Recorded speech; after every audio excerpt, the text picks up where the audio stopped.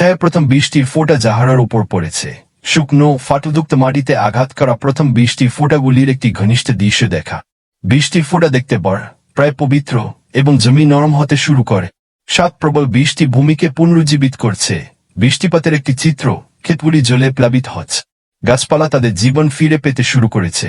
ভেজা মাটি থেকে সবুজ অঙ্কুরোদ্গম বেরিয়ে আসছে। আট আমিনের খামারটি বৃষ্টির পরে বেড়ে উঠছে। শক্তিশালী, স্বাস্থ্যকর ফসলে ভরা একটি প্রাণবন্ত সবুজ খামার।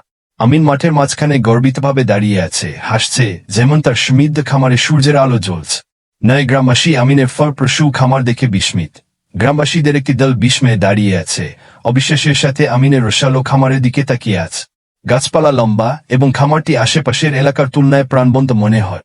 এক শূন্য জাহারা বিশ্বাস এবং সবুজের সমৃদ্ধ। জাহারা গ্রামের একটি বিস্তৃত দৃশ্য, এখন বৃষ্টির পরে সবুজ এবং প্রাণবন। আকাশ পরিষ্কার এবং শহরের মানুষ একসঙ্গে